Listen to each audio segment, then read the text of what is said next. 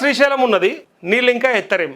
Question, మరి నీళ్ళు ఎందుకు ఎత్తుతలేరని. కృష్ణా జలాలపై నిమ్మక నీరెత్తినట్టు రేవంత్ సర్కారు పాలమూరు కల్వకుర్తికి ఎత్తిపోసే వీలున్న మౌనం. వరదను కిందికి వదిలి సాకులు చెప్తున్న ప్రభుత్వం. మరోవైపు 2 రోజుల్లో శ్రీశైలం గేట్లెత్తే అవకాశం. జూరాల అవుట్ఫ్లో, శ్రీశైలం ఇన్ఫ్లో మధ్య భారీ తేడా. కృష్ణా నీటిని ఒడిసిపట్టకుండా సాగనంపుతున్న సర్కార్. ఏపీ కోసమైన వెంపర్లాట పట్టదా పాలమూరు గోస. మళ్ళా పాలమూరుకి మొదటి ముద్ద రాష్ట్ర ముఖ్యమంత్రి గారు చెప్తారు, పాలమూరుకి మొదటి ముద్ద ఎట్టి పరిస్థితుల్లో. కానీ ఏమైంది ఇలా? మరి ఇలా జూరాల నుంచి అవుట్ఫ్లో ఎంత అయితే బయటికి వెళ్ళిందో, మరి శ్రీశైలం ఇన్ఫ్లోకి మధ్యలో తేడా ఎందుకు వచ్చింది? భారీగా తేడా అట. ఆ తేడా ఎందుకు వచ్చిందో చూద్దాం.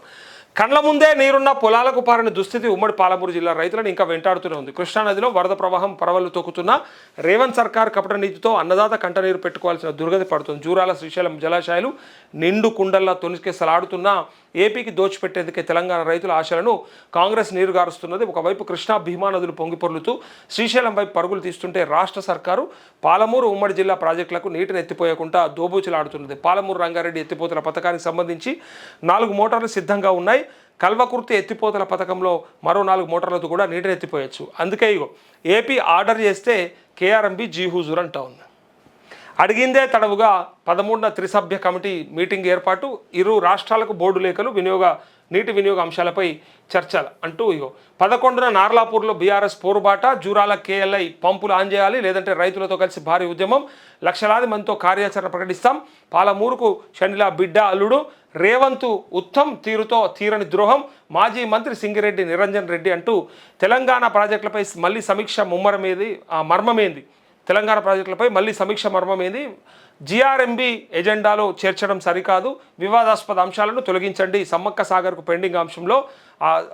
పెండింగ్ అనుమతులు ఇవ్వాలి. కేంద్ర జలశక్తి మంత్రి సెక్రటరీకి హరీష్ లేఖ. సమ్మక్క సాగర్ను కూడా అనుమతులు తెచ్చుకోవడం మనకు చేతనైతే లేవు. అయితే సమ్మక్క బ్యారేజ్కి సంబంధించి ఇక్కడ ఇంత క్లియర్గా మన దగ్గర నిండుకుండలా ఉన్నటువంటి మన నీళ్లు, కృష్ణా నీళ్లు, గోదావరి నీళ్ళది కథం పట్టిరు, అయిపోయినాయి, చూసినాం కదా.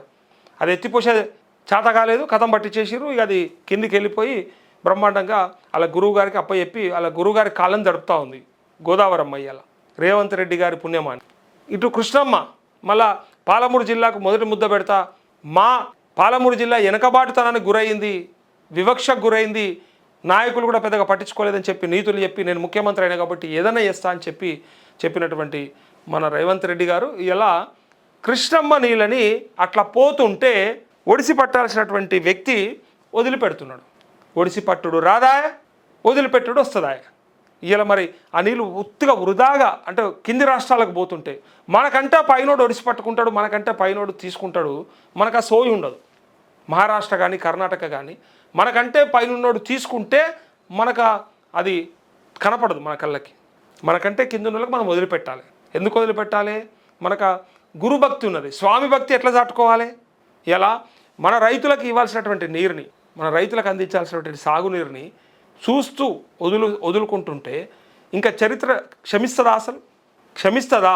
కాళేశ్వరాన్ని పనికిరాందంటివి, పనికొచ్చేటువంటి ప్రాజెక్టుల్లో నీళ్లు నిండు కుండలెక్క ఉంటే మరి వాడుకోవాల్సినటువంటి మనము ఇలా రేపు గేట్లు ఎత్తితే వెళ్ళిపోతాయి, ఖతమైపోతుంది.